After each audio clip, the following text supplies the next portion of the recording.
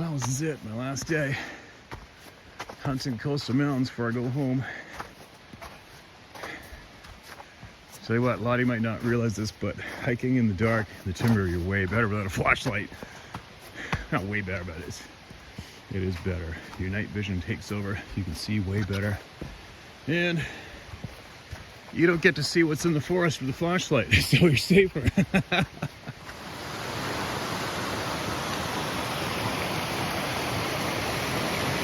Definitely want to take your time crossing creeks. I'm just gonna walk in this log.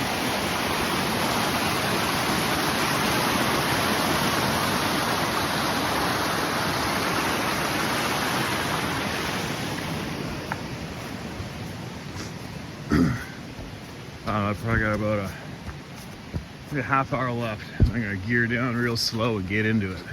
Got a few cameras to check up there I planted about a month ago. I'm excited to check those. It's all so much fun.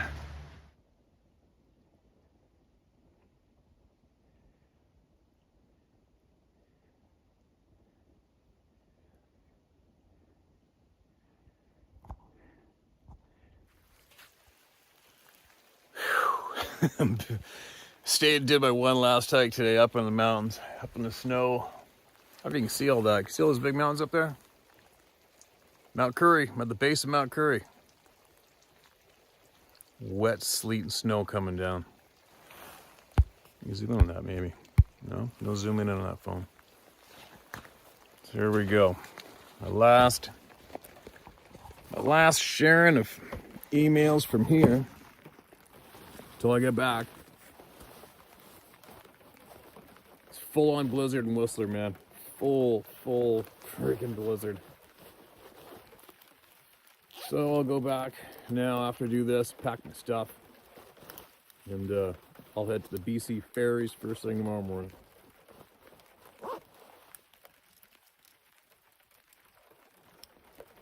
Listen to this. I haven't a clue what I'm about to read, but I know it's going to be something.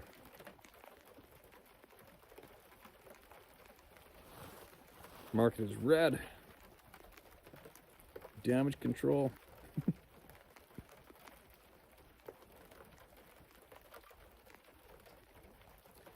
Dear Steve, first I'd like to thank you so much for giving a platform for people to tell their stories and feel vindicated. Steve, please only use my first name, Tammy. Thank you again. Steve, I've been wanting to write to you for quite a while, and I watch you regularly on your YouTube videos. I've tried many times to write this story to you, but it's extremely long, and I'm doing my best to shorten it. Maybe I'll just have to send you another email. So here it goes. I would often hear my father speak of a creature in the woods and warn my brothers when they were going hunting to be careful of the booger. So let me give you some background information on my father. My father was Cherokee Indian. He grew up with his siblings and mother on the reservation in Topeka, Kansas. When he was 21 years old, he left the reservation and joined the military to go fight in the Korean War. When he came home from the war, he met my mother, married, and had 9 children. He never went back to the reservation, and at times his brothers would come and visit him. So let me get back to the story.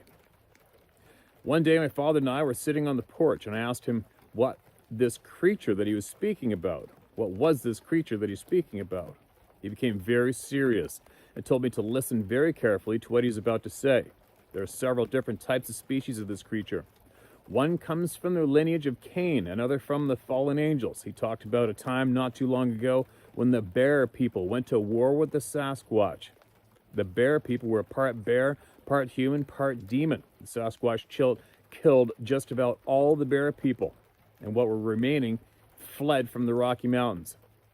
He said they're all extremely strong, can run at phenomenal speed, and he said that different tribes had different traits and different abilities, but that at one time we, also humans, had these abilities, but for some reason were steered away from them, and now there are only a few left who are able to use these abilities.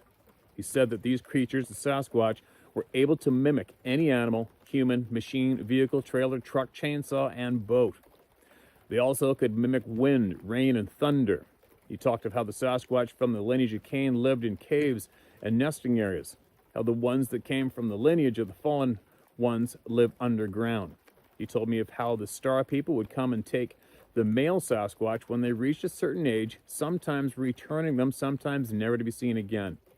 He told me many things, Steve, but this email is already quite long, so I'll do my best to send another email detailing more information about the different species. Again, thank you, and very sorry to hear about macaroni. Well, there's a bunch to chew on, right? And you know what? I've heard all that said in the past from other people. It's been mentioned before. It's interesting, isn't it? Just so you guys know, it's funny. I could just, my senses are going off just a tiny bit behind me. This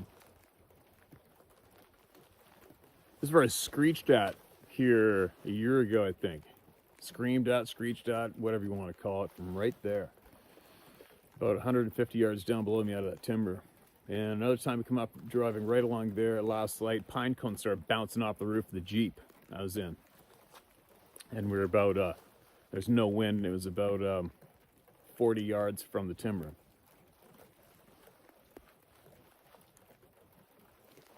Anyway. On with it. Uh-oh. There we go. What's this one? Something killed one of our hunting dogs in a strange way. Dear Steve, I have a secondhand story my mom and dad used to talk about. My name is Tracy Robinson. As a young boy, I grew up just outside a small town in southwest Missouri, the Ozarks, just right north of Springfield, where the big bass shot got its start. There's all kinds of legends and tales among old-timers, at least the ones that are still around, of different things in these woods. This particular story took place around 66 or 67. I wasn't very old, at least not old enough to remember anything. We had several old coon dogs, black and tan, Walker, Redbone, and Blue Tick. We had one old male Redbone named Skillet. Everybody used to comment on how big he was. Dad had pretty much retired him from hunting, and he was just a free-range dog. When he wasn't running around hunting at night, he would just lay around being a lazy old hound. One morning, it was late summer, right around 4 a.m., just right before the sun come up, when our neighbor showed up, waking the whole house up, banging on the front door. Dad answered the door in his tighty-whities, asked him what the hell he was doing. Neighbor's name was Roy. Asked my dad, Chub, my dad's nickname. Your old dog is tangled up with something down in the woods. They said all you could hear was the dog barking, growling, and soon he was yelping, and yet kept getting weaker and weaker. By the time Dad got his old bib overalls and boots and grabbed his gun, the old dog had pretty much went quiet. So him and Roy grabbed their flashlights and headed for where the ruckus had originated from. When they reached the area, they found the leaves were all turned up and in a straight line down into a holler. At the end laid old Redbone hound. Now this is where it gets a little strange. Steve, the old dog wasn't tore up much. Mom, which had went out to look at the old dog after the sun come up, said the dog had been beat to death. There were no claw marks. This dog just had blood coming out of his ears and his nose and his mouth. He hadn't been fed on no bite marks. Oh, he hadn't been fed on and no bite marks.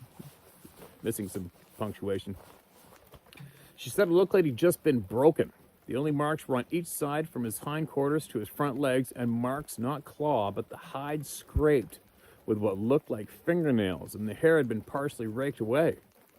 They did find a wad of black hair. I remember them saying anything about it having any odor or anything. I don't know whatever became of it. That was the mid-60s, so nothing was ever thought about it. Steve, I don't know what could have killed this dog like that. I read stories on the internet of finding deer with their necks twisted or legs twisted off, especially in eastern Missouri. If anybody on the round table has any knowledge of what animal could have done this, it would be appreciated. Still a lot of stuff happening in this area. Thanks for letting me share another story on your site. You can use my name, Tracy Robinson. I don't give a rat's ass what people think. Too old for that shit. Right on, Tracy. Thanks for that.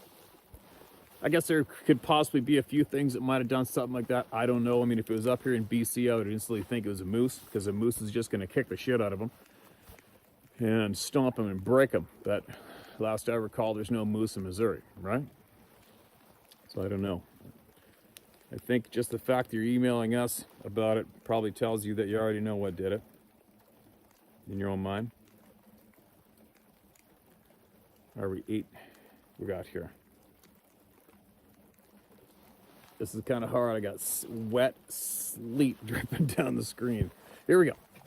Hi, Steve. I'm a recent sub to your channel. Unlike other YouTubers, your videos actually make your brain stop for a moment and slow down and listen to what you're saying instead of speeding it up to the point of exploding. I'm from England, and that's as much information that I'll share about myself. This is a report, not an autobiography. I think we both know that Sasquatch like to throw bigger parties in the woods in North America than England, though unnatural activity in rural areas here is not unheard of. In recent times, it feels like a bunch of them have just set up camp right under the noses of most, and they don't even know it. This is the tip of the iceberg when it comes to the things I've witnessed, let alone what all the people have witnessed. I was on a walk to clear my head. I was walking down a road.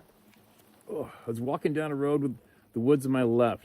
I was walking next to the tree line when out of the corner of my eye I see just a huge black shadow in the shape of a Bigfoot with its long arms and huge torso about 12 feet tall just behind the trees. I was literally inches away from the shadow, but all I say is, that looks like a Bigfoot, and walked on. But a few days ago, I looked back on this experience, which happened about a month ago, and thought, wait, what? Did I seriously just ignore that? Makes me wonder if I had a serious case of Sasquatch-induced brain fog. That's one story. But how about something a bit more tangible than a shadow? How about seeing in English woods along the same path you saw a Bigfoot shadow, you now see a 6-foot-tall mass of long, gray fur in front of you about 50 feet away, half of it behind a bush? This blew my mind. I wasn't even afraid, just astonished by what I saw. It went behind the bush completely, and as it did, I saw something white protruding out of the bottom end of the fur. As you'd expect, by the time I got to where I saw it, there wasn't a trace. This path was busy at that time, and there was another guy about to turn the corner to where this creature was before it vanished. There's a group of dens made of the branches in this area woods. This could have easily been man-made, but there's a small hole that was obviously dug by hand in one of them instead of a shovel. There's also a thin tree that was snapped and is now dangling about 7 feet above the ground with its head in the canopy of the woods behind said tent. It takes a lot of effort / bored kids to pull that off. Then one night after this, I heard noises in my garden, footsteps. I had the intense feeling of being watched all night, which went away before the break of dawn. I heard tapping on my window as well. Despite all this discomfort and fear, I knew that ultimately the same thing that stops these creatures from running amok is the same thing stopping them from hurting me. I knew all my life I was not in danger and that I won't end up as another missing 411. But I do listen to my gut when it tells me, do not go to those woods today, for example. Also at dusk yesterday, I heard the funniest noise. It made me laugh with confusion and wonder. I heard 2 loud, ahoo noises from about 200 feet away, it sounded. I tried to rationalize as always because I don't want to just hear a species of duck that is new to me start quacking and instantly cry out, Bigfoot, Bigfoot. I ended up deciding it was a loud cow, moo. But come on, when have you ever heard a cow go, ahoo? It sounded like a man's vocals. I don't know about you, but animals sound a bit more animal when they call out. My beliefs in these beings are hostile. I don't have much respect for these beings. I think they're evil and I want to expose them. If that annoys them, then good. They are weird, smelly, yobo monkey men, not M15 agents who can intimidate me into not whistleblowing on their covert ops. Hopefully their attempts to silence me will force them to make some noise in the process. I'm not scared because they are supernatural. The TV is supernatural for all I care. Anyway, appreciate what you do, and I hope you'll get around to reading this one day. God bless you from England. All right, England. Thanks for sending that in, and I guess if you've been listening long enough now, you know that there's a pile of emails coming in from all around England, Scotland, Ireland, all around the world, right? About a couple people email me from England and say, just so you know, I do believe in these things, but they're not in England. Okay, thanks. All right, can't really relax.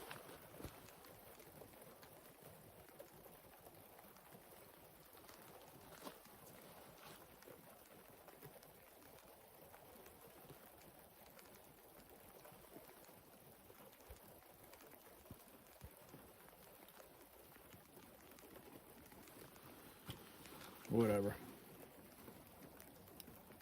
One more.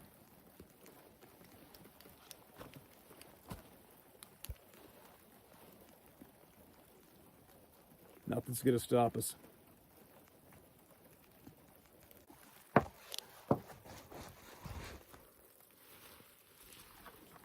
All right, what do we got here? This is red. Good evening, Steve. I've been reading and listening to information of a place in Alaska that is mysterious off the chart. The article in the Anchorage Daily News, April 15th, 73, a school teacher writes of a group of hunters hunting Dall sheep disappearing. Very strange area. You're the Sasquatch guy, Steve. No, I'm not. I'm just a guy who will not back down about what he saw. And if you're brave enough, this area is absolutely the most dangerous Sasquatch you've ever heard of. Alaska Sasquatch have a reputation of being lethal, dangerous, and brutal. It sure is a place of intrigue and curiosity, but might be too dangerous for anyone to investigate. William F. Rua. I don't know. Does that mean you're inviting me to investigate or challenging me to? You know, I talked about going there, but I don't know. I mean, what is a sign of intelligence when people tell you that people are dying and disappearing in a certain remote area, or like the Headless Valley up in the Northwest Territories, where hunters and old guides and trappers are showing up headless and killed and murdered? It's like, now if you think rationally, oh, wait a minute, so you're telling me that deserted place over there on the edge of the woods in the ocean, if you an entire town got ran out of there and numerous people got killed, mutilated, disappeared? I think I better go camping there in my tent. Right? So common sense should tell you that it's probably not a good place to go hang out. Right?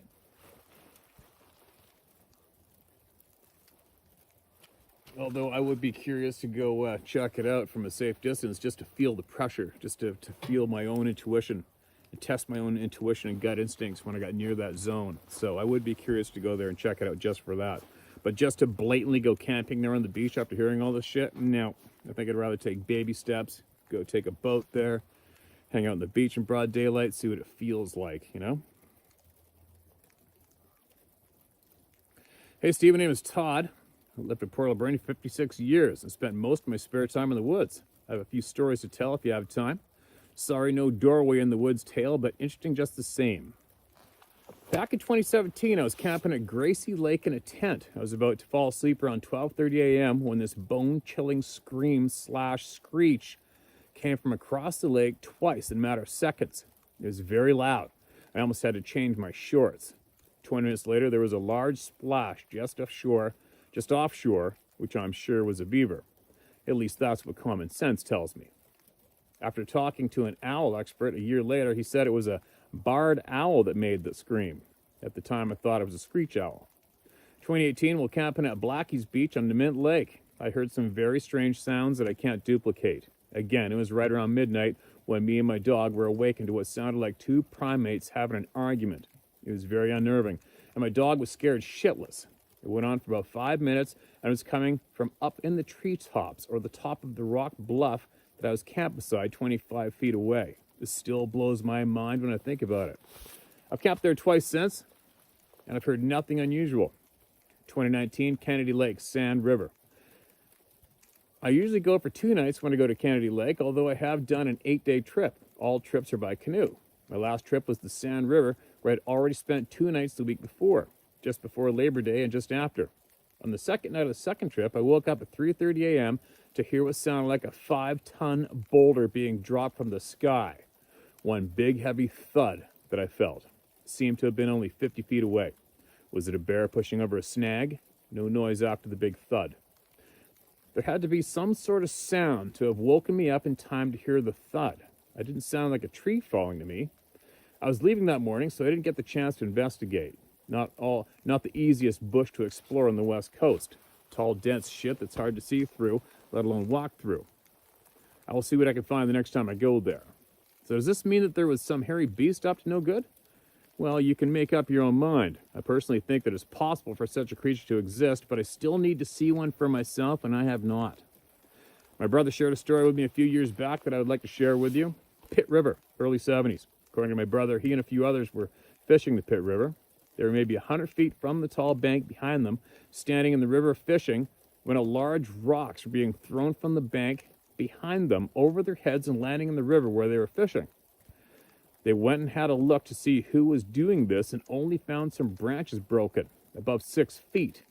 He said there's no way a person could have thrown those rocks, too big, too far. He also said something about smelling sulfur.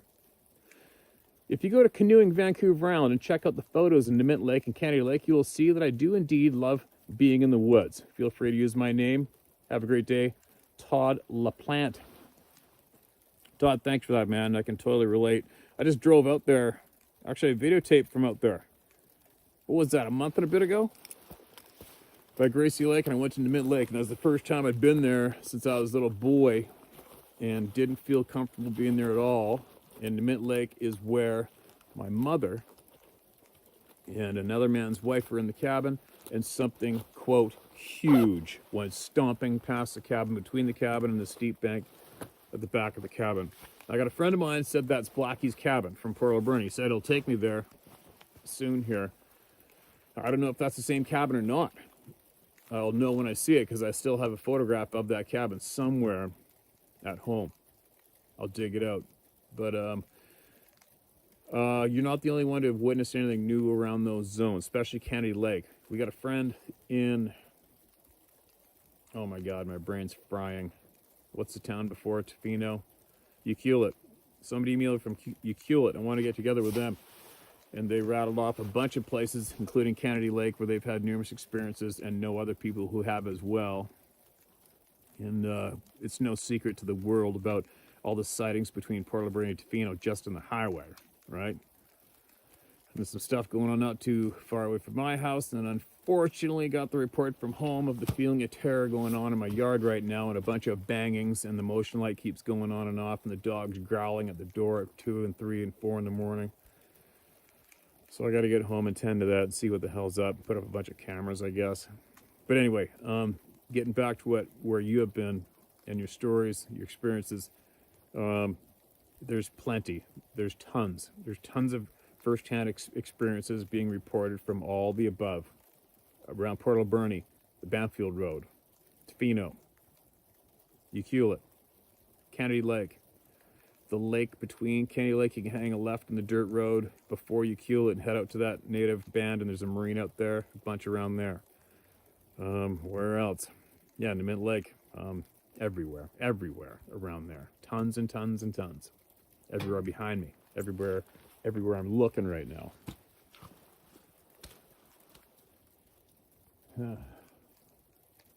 I always feel a little bit nervous around here.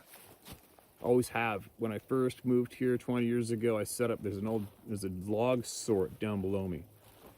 And I would go set up a big chunk of styrofoam there to practice my bow and shoot arrows into it. And the first time I did it, I just felt like I was getting stared at from the timber the entire time and every time. And I feel a little bit of pressure right now, a little creepy. But I've never came right here and not felt a little bit of something. Never. This is on the south side of the Green River, and the First Nations people have said here long ago, they've always known it, that the Sasquatch have always hunted here on this side of the river, and they hunt on that side of the river, was the word at the time. But anyway, there you go. There are some shares for today in this wet, bone-chilling wet and cold, sticky, sleety snot.